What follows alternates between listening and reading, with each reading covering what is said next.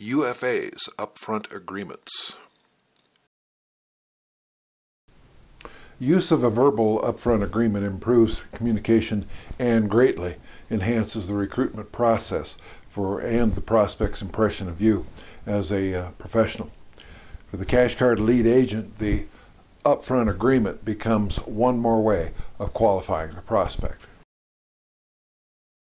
Use verbal upfront agreements to set agendas.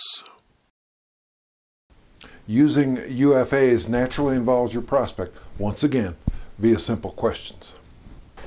So Chip, what are some of the things you'd like to accomplish during our time together today? When we spoke on the phone, Chip, I'd asked you to write down 3 or more problems or challenges you'd like to see your next job help you with. Do you have those with you? Please remind me again, Chip, as to why you'd wish to meet today. I'm glad you've had an opportunity to review CARES online materials, Chip. Can you tell me what about the business makes most sense to you personally? Excellent.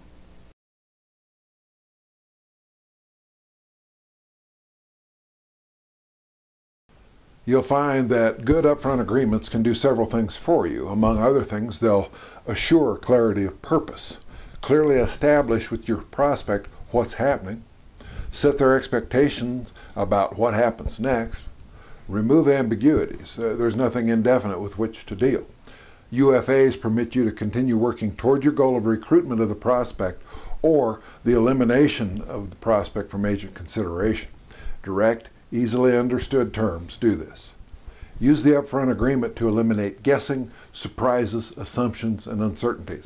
The UFA helps recruitment become less stressful, more focused, and more enjoyable. The UFA makes for better discussions and presentations too. You're perceived as organized and professional, and you feel better too.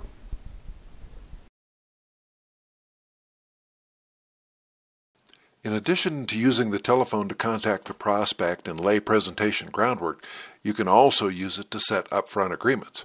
Here are some tips and guidelines. Use a UFA when setting an appointment. Convince the prospect to get together with you for a face-to-face business meeting to go over the prospect's needs and how CashCard might be able to address those. I think we're at the point where it makes most sense for us to meet in person, Chip. Or, I believe we've gotten about as much out of the phone calling as we can expect, Chip. I'll be coming from the north side of town. Is there a coffee shop or restaurant at some place in between where you'd like to meet? Next, a UFA can be used to confirm an appointment. Before we hang up, Chip, is there any possibility you might have to change this appointment? If the prospect says yes. Could we please do that now then? I run a rather tight schedule, as I'm sure you do too, and I always try to avoid downtime. Aggressively go after a firm commitment from the prospect on the appointment. If the prospect says no to the question about the chance of changing or not showing up for the appointment. The only reason I bring that up is that sometimes, and I know it's probably not the case here, people tend to set appointments casually. Like myself, I'm sure you appreciate the value of using time wisely. Experience has shown me that meeting confirmation is just the best operating policy based on good judgment. So then we're confirmed to meet Thursday, the 27th at 11. Is that right? Yeah, that works. You next continue using UFAs to make sure the prospect understands what you're talking to them about. The UFA is used to set their expectations. As I may have mentioned, and what my ad brought out, Chip, is that my financial services company is appointing local agents. It is our financial services agent opportunity we'll be going over. During our discussion, I want to be sure you have no questions on what we're offering, and that I can be assured that you're the caliber of person we're seeking. UFAs can also be used to assign homework prior to the next call. So that we can make our next call productive, here's what I need to do, Chip. We'll first go over any questions you may have. We'll spend as much time as you need to get comfortable. At the end of the call, let's decide either to move forward or to close your file. That way, neither one of us will get spun into any game of telephone tag or indecision. Does that make sense to you? Or you could ask, do you see any reason why that wouldn't work? A UFA helps you never accept responses of, I want to think it over, or I'll need to get back to you. The exception to this is a schedule check by the prospect, for which you'll hold the line or set a definite return call to you to set the appointment. What we don't want to happen, Chip, is for us to get into a drawn-out think it over scenario. I found that thinking it over is synonymous with no. Certainly, it's not my intent or to trouble or bother you. It's just that a number of candidates have expressed interest in what I'm offering, and I want to make sure my best prospects have a complete opportunity to see and discuss it. No is an answer too. I accept either yes or no. Anything else is indefinite and isn't worthy of either your time or mine. I don't apply pressure. It's just that you can't make an informed decision without information. Does that make sense to you? So we're good to go again on Thursday, the 27th at 11? Great. I'm looking forward to it. Give the opportunity to say yes or no. Using an upfront agreement keeps an open form and gives your prospect the opportunity to express any concerns they have and provide you with their perspectives and permits you to get a general read on them. As I've already mentioned, Chip, you know that a no is acceptable to me. You tell me no and I'll move on. But let's suppose CARS fits what you're looking for. What happens then? This simple question enables your prospects to think that they're in control and that the next serve is theirs. It also permits them to see that they're involved in this dialogue and that their perspectives are important to you. Asking them what happens next is a tremendous way to quickly and meaningfully engage the prospect in the dialogue. Many times, what you'll hear in return is, Oh, well, I don't know. I guess we'll just have to see. That's fair enough, Chip, because you don't really have enough information to make an informed decision at this time. By the time you've reviewed CARS' online agent material and we've spent some meaningful time together, you'll be able to tell me yes or no. If it's a yes, I'll put you on our active candidates roster. If it's a no, then you'll be able to continue looking elsewhere for what you think you're seeking. I accept only two answers, yes and no. After establishing ground rules and well-setting expectations by use of a good upfront agreement, you'll find it's much easier to productively move through your upcoming steps. Now, granted, while we've kept our appointment setting and expectation setting dialogue simple, we've not used much in the way of simple questions. We will during a fact-finding call or meeting.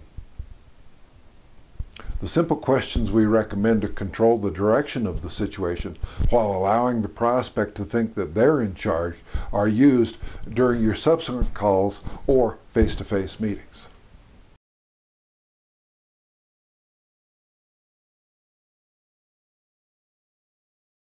The more accustomed you get to using upfront agreementing in your prospect calls, the more you'll find you seldom need to make presentations. CARS has a sizable amount of excellent Q&A and features and benefits material at the prospect's ready access on the web. As you call on the prospect, uncovering their pain and primary motivations and discussing upfront financial requirements, you'll find that they're quick to make a yes or no decision, and there's very often no wasted time or need for follow-up. Either the prospect is good to go or they're not. Because you've created and use a series of simple agreements which fit your own style, personality, and typical approaches, and use them to clearly set simple expectations, prospects are better able to experience and more quickly visualize how CARS will or will not fulfill their needs. As you develop these simple agreements and agendas, you gently guide prospects to see that CARS will most likely eliminate their problems or provide the solutions they seek. By establishing upfront agreements, you're not guaranteed to sign up every prospect with whom you visit. You, in fact, don't want every prospect. However, by establishing and using simple upfront agreements, you're guaranteed control of the entire agent qualification process every step of the way. Plus, you build excellent rapport, are perceived as the near consummate professional, and bring improvements to other facets of your life which can benefit from clear thinking, refined organization, insight, and diplomacy. As a professional representative, do yourself the favor of getting in the habit of never making a move without knowing in advance why you're doing what you're doing. Even incidental items benefit from an upfront agreement. Say, for example, your prospect asks you to call back on Thursday but has given you no indication as to why. Calling you on Thursday will work, Chip. To better prepare me, please advise me what will happen when we talk on Thursday. Your politely asking softens a request, causes the prospect to think and speak without being put on the spot, and sets an agenda for you both. You, of course, call on Thursday. How's your day going, Chip? You wanted me to call you today with regard to the timing of you becoming a cash card agent with leaving your current employment. Is now still a good time to talk?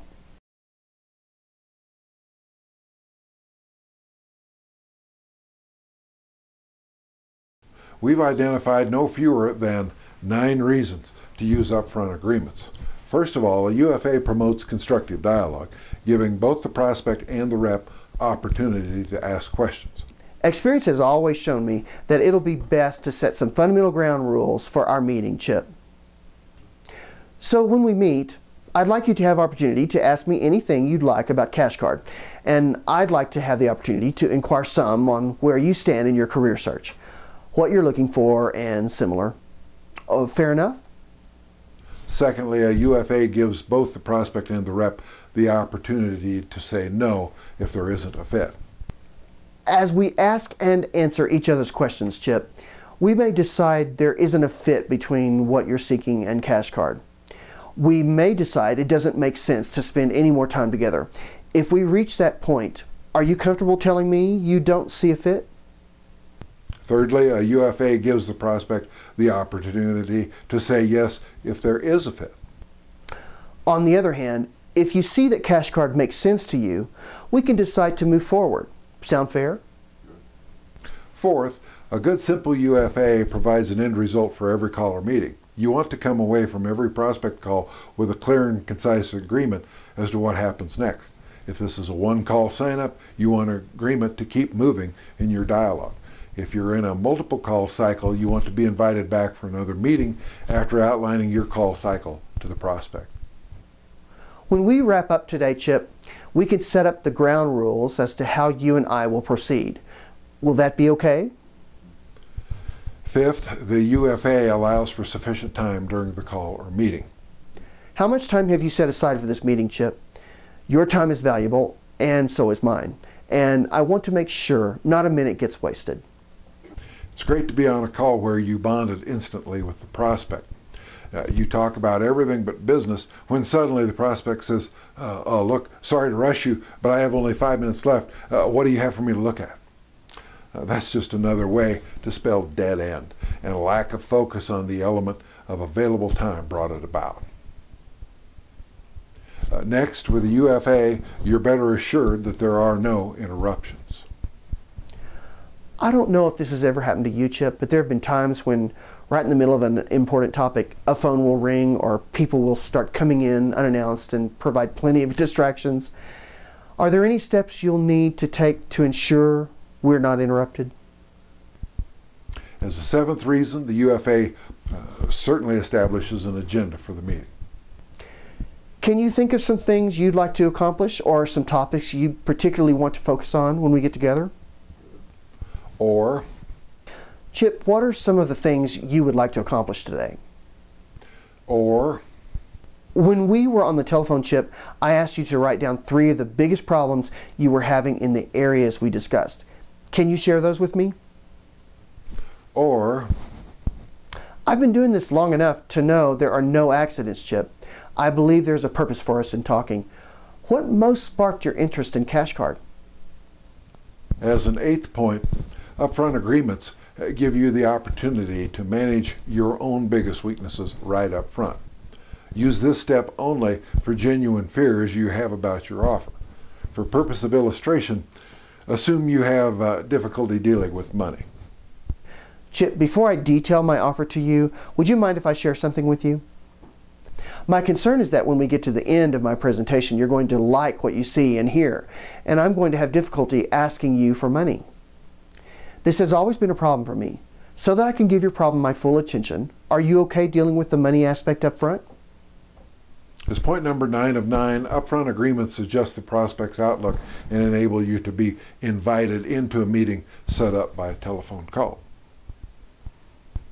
Have you ever arranged a meeting on the telephone but were caught off guard by the prospect's defensiveness or antagonism when you met? Prospects may say one thing over the telephone and another thing when they get you face to face. By default, you enable that to happen when you fail to use constructive ideas, lay appropriate groundwork, and establish an upfront agreement during your telephone call. Upfront agreements help both you and the prospect. A Dartnell research study found that 9 out of 10 presenters arrive at the end of their presentation process before 80% of their prospects are ready to move forward. One reason for this is that those reps don't take the time to appropriately bond and build rapport. The material that follows, which wraps up our introduction of UFAs, shows how to use your knowledge of the prospect to create emotional bonds and build personal rapport. People prefer to work with someone they feel good about and can identify with. Use the tips provided in this topic to connect with people so that they'll want to work with you. Becoming increasingly proficient at establishing strong upfront agreements will likewise make your calls and meetings with prospects more productive. While it sounds simple, it does require a bit of forethought and organizing. Some people find it takes some courage to start making UFAs. Certainly, it may require some behavior changes on your part. For decades, traditional trainers have taught us to present their way. That is, the same old, non-productive features and benefits way. Doing so keeps the prospect in control. The representative comes to be subservient, and worst of all, it's anyone's guess the direction things will take and what the outcomes will be. By their very long-standing nature, such traditions can't always be dispelled all that quickly or easily. But make sure you work on your UFAs. Start simple. Write up elementary scripts in your own style using words you normally do. Practice them at home. Then use them on the phone and during your prospect meetings. Doing so may initially feel somewhat awkward and klutzy. You may at times get a bit lost, but it can be okay to fail as long as you're learning and applying what you're learning. The more you use UFAs, the better you'll get at them and the faster you'll master them. You'll find that setting strong upfront agreements will take you much further, quicker, and more productively than being a master at presenting cash card features and benefits. The upfront agreement rep will outperform the plain vanilla presenter every time.